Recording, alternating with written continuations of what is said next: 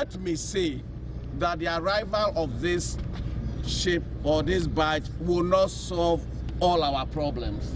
It will make a contribution. As we speak, the 250 megawatt power project at Abuazi is also proceeding. Indeed, that is even bigger than the car power ship. Unfortunately, the Ghanaian press have been so fixated with the car power barge that nothing else seems to be happening. The KTPP plant, 220 megawatts, is also at completion stage. TICO, 120 megawatt steam expansion has also been completed. In fact, indeed, His Excellency will be commissioning it in about a week or so. TAPCO has also gone through the full combined cycle. Therefore, a lot is happening in the sector.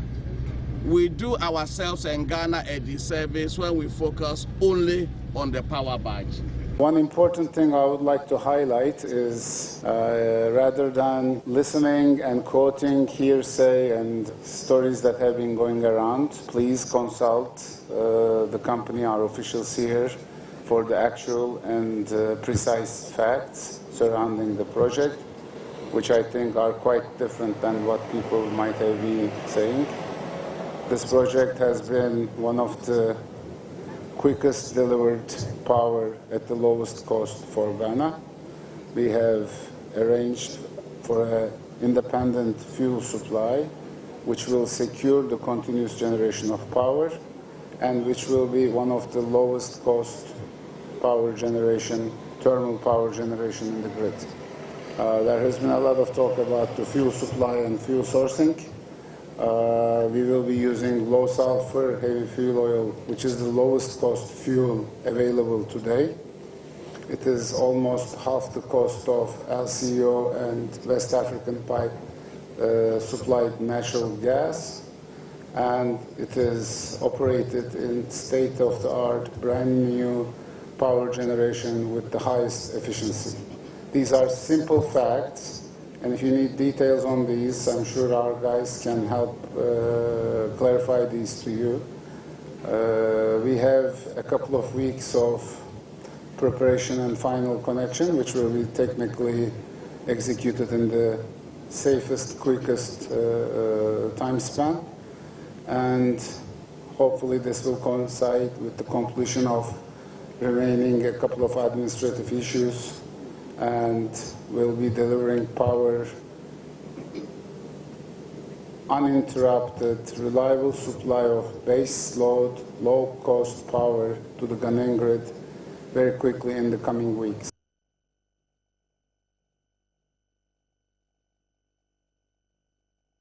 It means additional generation and certainly a minimization of load shedding. And PRC is certainly happy that today we are seeing this, a ship with a power plant on it. It's a novelty and we are all happy. 225 megawatts out of the load shedding that we are going through. It's going to be very remarkable. Obviously, this is not coming cheap. We obviously have to pay for it. No, it's one of the cheapest plants that we have. I mean, overall. If we have to pay for it, it's not as expensive as we are envisaging, because the fuel that they are using is cheaper than most of the fuels around. So where are we on the road for the payment of reasonable tariff? We haven't gotten there yet. The Commission is still discussing. If we are going to get adequate power through the grid, I think that Ghanaians will be prepared to pay. And that is what everybody is saying when we went round, that they need available power, reliable power through the grid.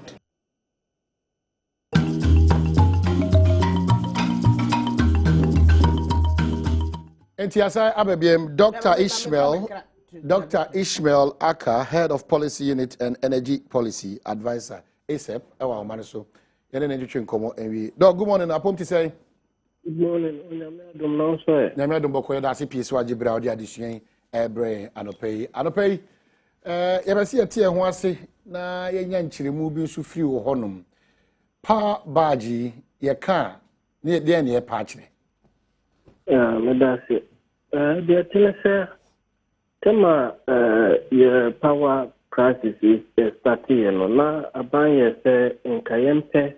biribi nso ano a the son no friend short term measure nanka fe no ya pesca dia se permanent capacity mo ya friend medium term and long term measure nti power bag na dia se dia se generator kesi a so sisi a me kanya ntumi ni electricity ni pe generator bi nanka me fa fuo ngum ni so kakra na emomo no me discuss thermal plant and no that can be to me a mammy because the generator no bono you heading but I emergency maintain that to say generator ha just a song I'll say the fuel go the generating electricity.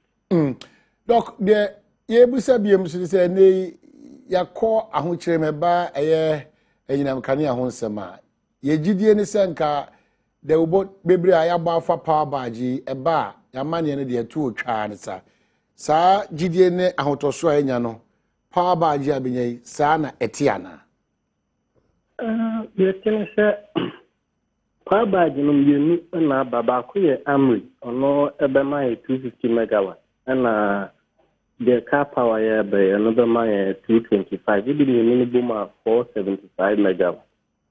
Bauche na three na ka ihia be 500 megawatt. Eki power na ba no bitumi ati how no so de bre se lumini na ye djuma bitumi ati so.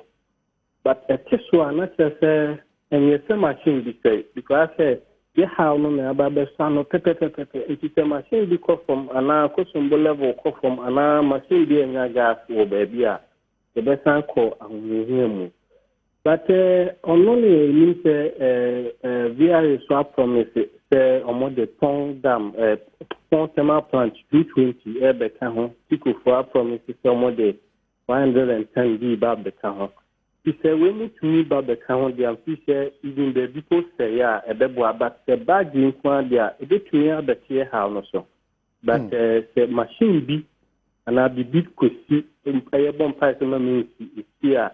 It be any sassy the generation said be going back to see a near reserve margin there, it is said you be this year, Dr. Ishmael Aka, Afe Yebebusa, probably the bigger one is as or mine, Anamontua, ye to Efa, ye doom so, and she say, we are there, a young cranshe, na ebema a lasting solution.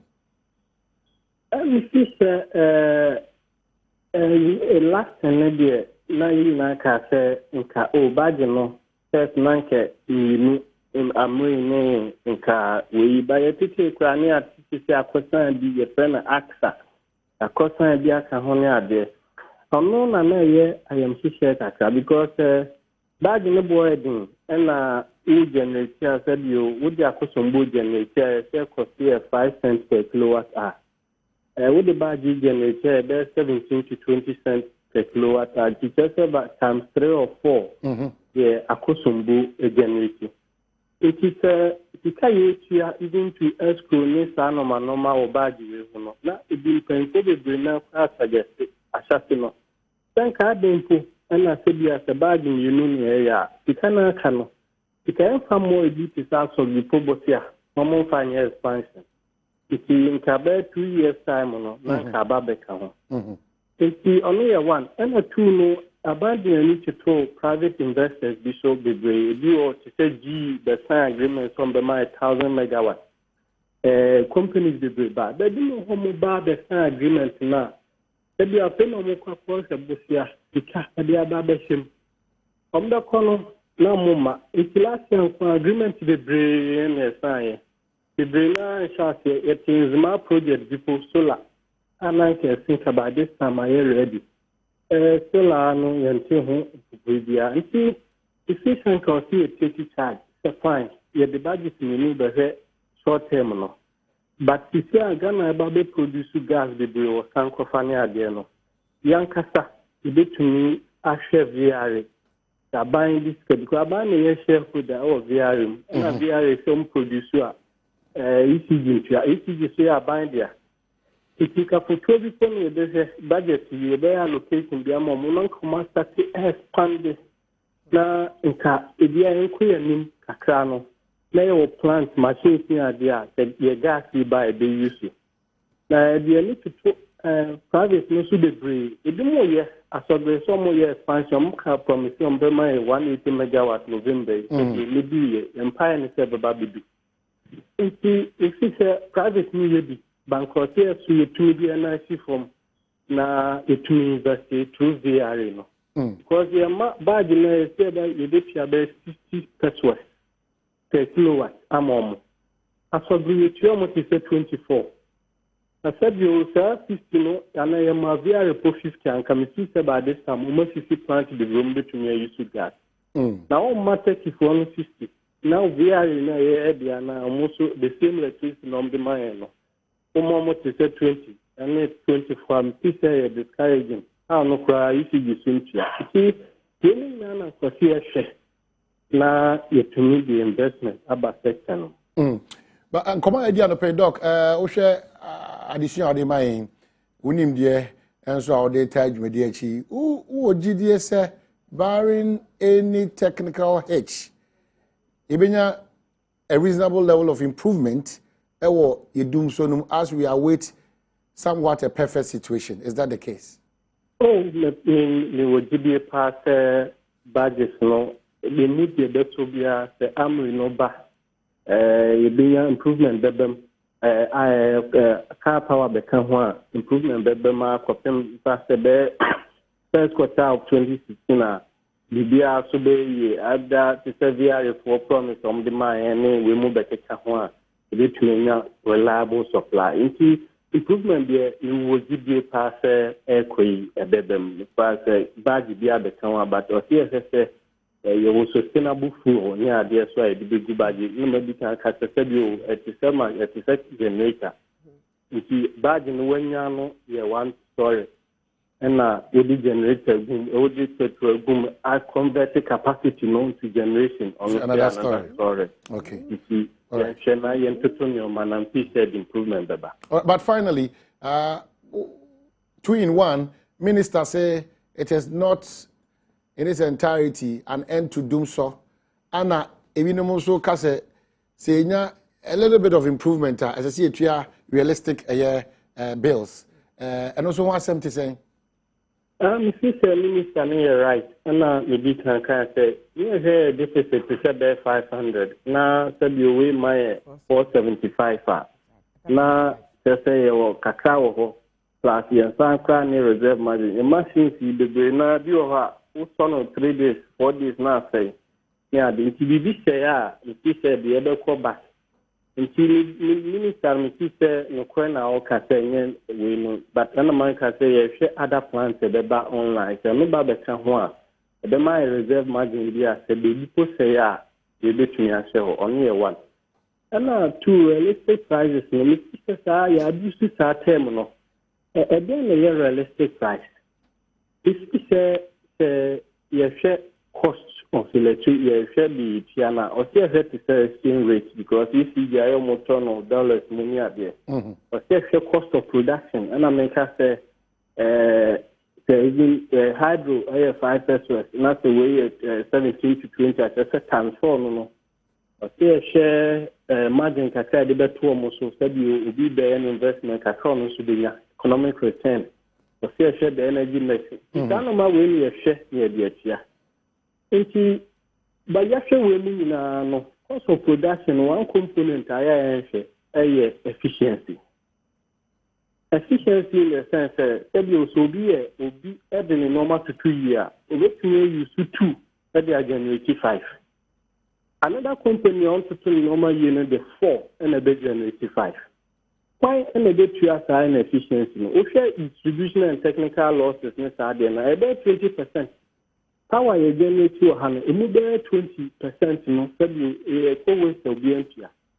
We only feel about those ministries near the Omuntua. Let me see the budget people be addressed. Can you fix a prepaid meters or all government bungalows, any ministries? Somebody the card the phone into their fine. But yes, you know, it is a ban year budget, Ministry of Agriculture. Now I'm on music say, library. Because they said you what you close to no doesn't mean now the Waka Kofanam Untia. Uko store ne do. to say if aban dia and just say you umbe you see the to ya yentia if you think we mean na fi mu a you do say o sisia no e kai eboni we mean the use power it is a chama consumers na de obi abetu ani na you take aban a major consumer free na said you private and residential consumers ka no that's the be multiply more sir you between say yes or say cost cost of production of bodies now by the cost for rate higher basa but see I'm sure other components now they'll say cost for 30% they'll want say cost for 90%. No I am quite fair ama omo mutiano Anope doc ye bedo wase wo eye nchemu kama ene nimdi adbetai bejo dog we too much what we are doctor mu doctor asmo ka nyina demo wo tie wo pa to so pate doc ya da sipi doctor Ishmael aka wo be buka nyina ma say na ebetua wo so da light mu a untia ka na wo koto prepaid me de edu ma fo yen ko ti se makoto eno kra na du so na etete me na wa wo da ministry wo de wo bua untia ka schools ni bi ye ntiaka na ni na ye bua ma ye tie ye sika ye sompion si ye gogo tiaka ka kire na ya da ntoa se ye mpene ye de right na wo ho aye betua na emom wo mu ade kan so hwem ntua Gapet education Gapat educational complex Adaroma Jifax for the Gapat for Udu Tachima share kwan so first Jifax house Jefferson Fie. Baby na Gapat educational complex. Yeah, I didn't be work Chief executive. Dr. Ryan. Na wo boase se me misa se ntika ba pa ba de ye ntuanwie umu de ka wo so ye party. Wo ye party de asia pa ba de. Ghana pa de.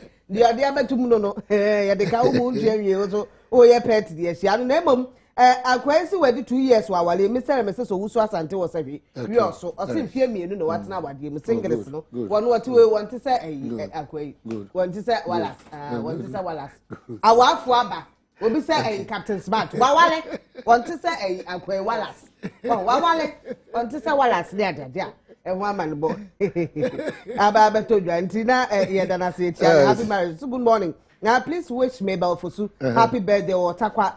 Mabel, happy birthday to you. Now, what say, was she free a year? Address to Apostle Michael Guankobia. Was she free? Address or say, good morning. Say, please wish my wife Miriam Christians Kumi Ahin a happy birthday. Benjamin Bempong Beju Ghana Immigration Service beginning or the Africa. When so say please good morning. Kindly help me wish my daughter happy birthday Barbara Ekuba Aka Yensu of Christian Home School Dasuman from the entire Aka Yensu family. Chef Mawa told what is good that the car badge is here, but the truth is that government doesn't have money to buy crude to power the badge. Incompetent Mahama and what the Atuja. Now catch the Kwabena Donko. Sir, nani abra na media for so. Nani abra na yeso. Muna mani na ye so ankrofo kwa tagi. Ye ni ankrofo kwa tagi. Mudi omukwa ye so omukwa he no mbabo ya mane. No mbabo ya mane. Ani yesu ye da so ne ye hwese ka ba ebe nyira ya so na ka wo to party. Wo want to party the sha no say ye. Prophet Charles Obena Mo of Global Arena of Prayer Ministry Bogos on the prayer channel. Where? Well, last morning. 31st December. Naide. Na dina so. Dama wadi chubi. Kopim say Yesu beba. Dama waja wedu no. Me wadu. Kopim say Yesu beba. Na 31st December no mba ka kire say. Hey! Wallace, good morning. Yeah, good morning, Minia. Jeffas from where there? Jeffas, I'm so much. Bibia ya kama. Ka kire say singles party na ye twam kola ni na wale. Oh, oni kaba. Asam ni ma hunti kola ni na wale. Oh, no to omuti na mo haya dwene sa e we see time. Oh, sorry. Yes, say wale na obi asuma. Brief brief. Captain na kai o. Abi am go boy kwaje bosi am de mo betra fie. Omo kire we.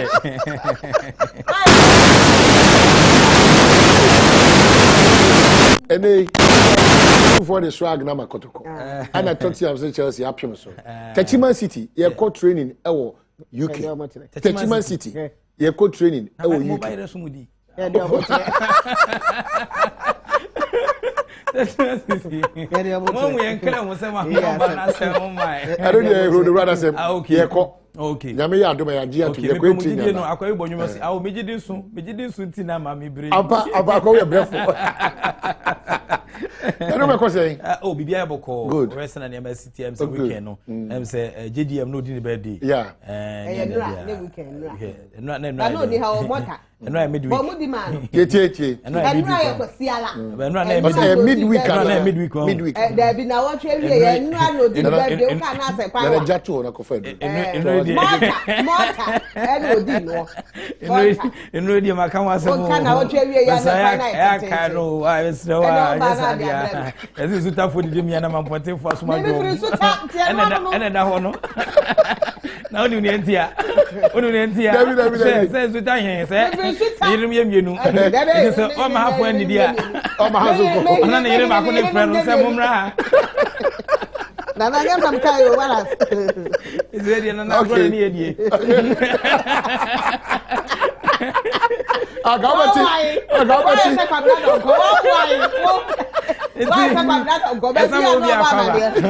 Why?